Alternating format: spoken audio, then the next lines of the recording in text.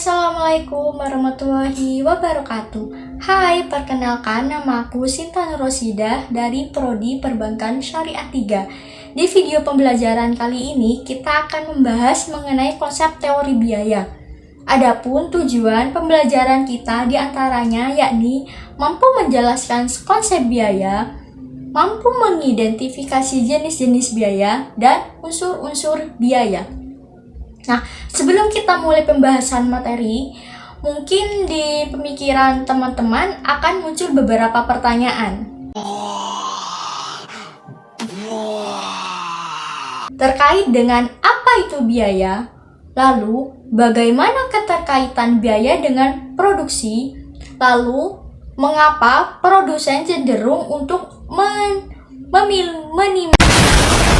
menimandulkan penggunaan biaya dalam kegiatan produksinya.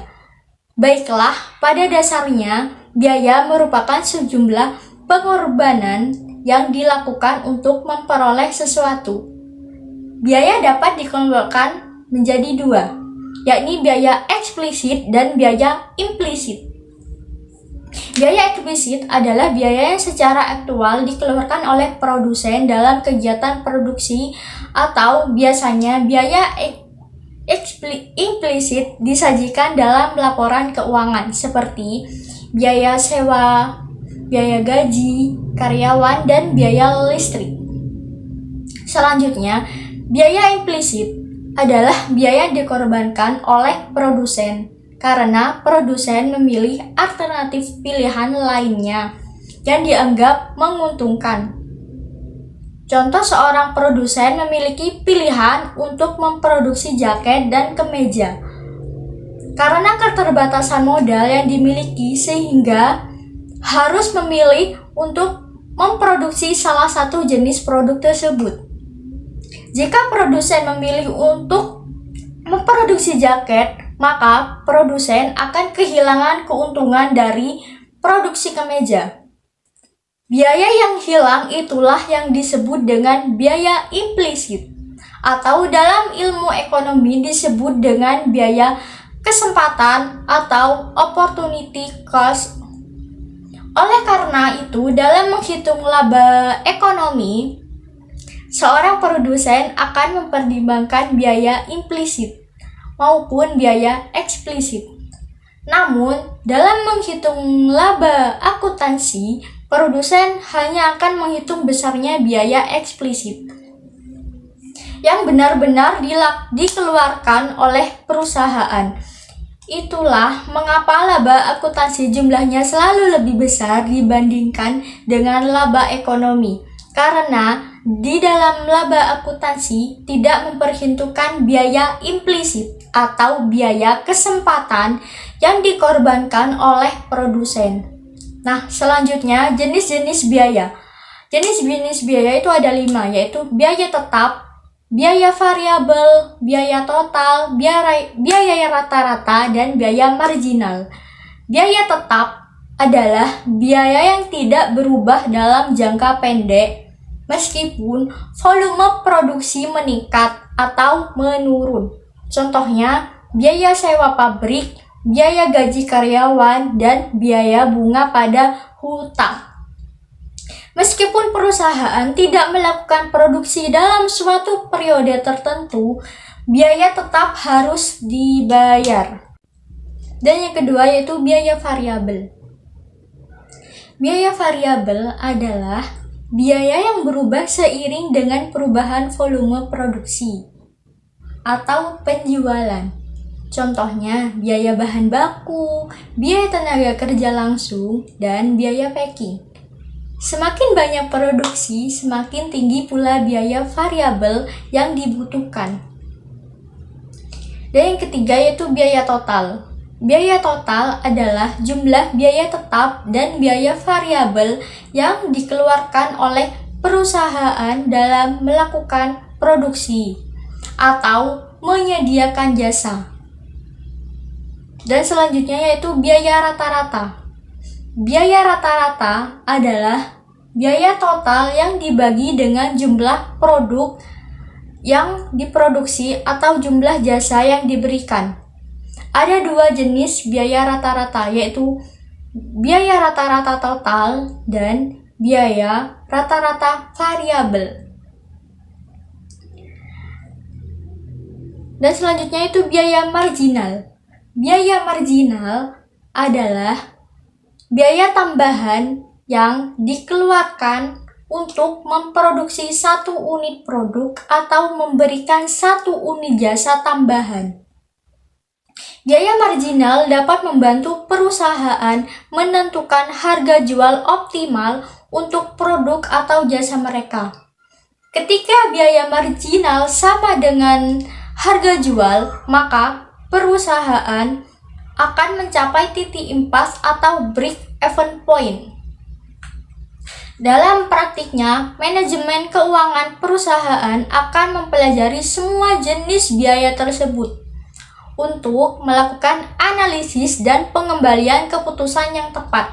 Misalnya, untuk menentukan harga jual produk, manajemen akan memperhitungkan biaya tetap dan biaya variabel, sedangkan untuk memilih antara dua jenis teknologi yang berbeda, manajemen akan memperhatikan biaya marginal.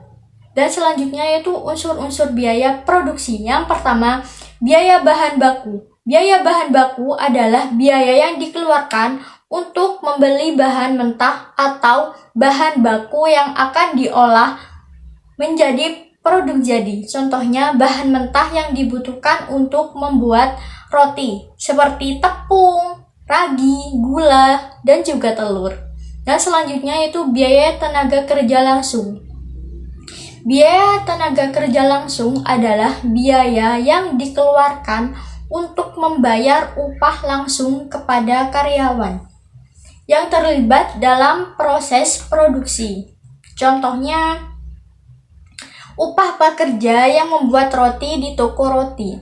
Dan yang ketiga yaitu biaya overhead pabrik. Biaya overhead pabrik adalah biaya yang tidak terkait langsung dengan bahan baku atau tenaga kerja langsung dalam proses produksi, tetapi masih terkait dengan operasi pabrik. Contohnya, biaya sewa pabrik, biaya listrik, biaya perawatan mesin, dan biaya bahan habis pakai.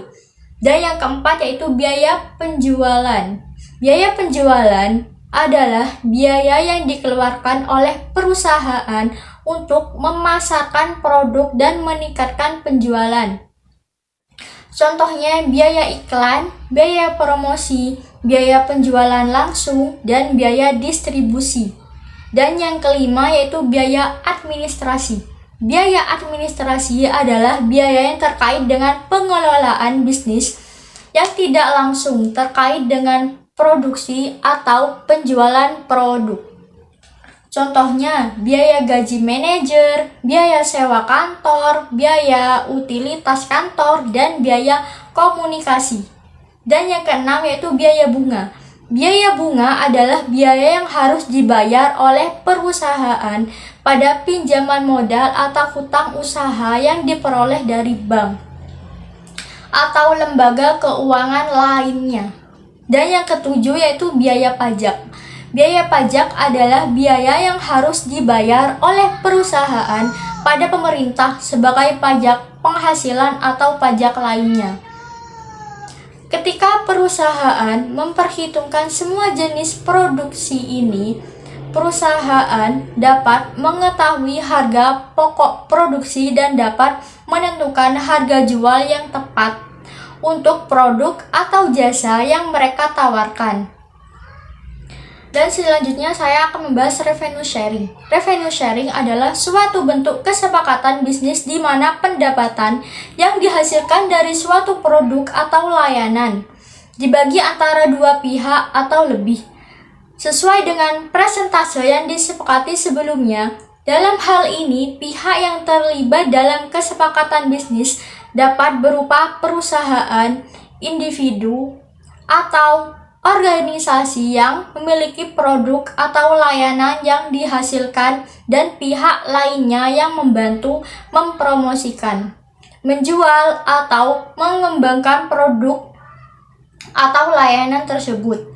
Contohnya, seorang influencer dapat menawarkan kesepakatan revenue sharing dengan perusahaan yang ingin memanfaatkan pengaruhnya untuk memasarkan produk tertentu.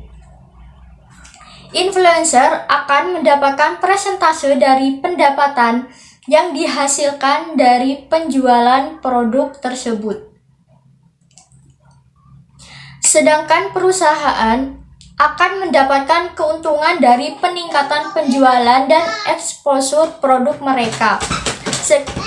Dan revenue sharing dapat menjadi alternatif yang baik untuk penggalangan dana atau pembiayaan awal, terutama bagi perusahaan startup atau bisnis kecil. Dalam kasus ini, investor atau mitra bisnis dapat menawarkan revenue sharing sebagai bagian dari kesepakatan untuk membantu mendanai operasi perusahaan dan membagi keuntungan di masa depan. Sekian dari saya, dan jangan lupa like dan juga share video sebanyak-banyaknya. Saya akhiri. Assalamualaikum warahmatullahi wabarakatuh.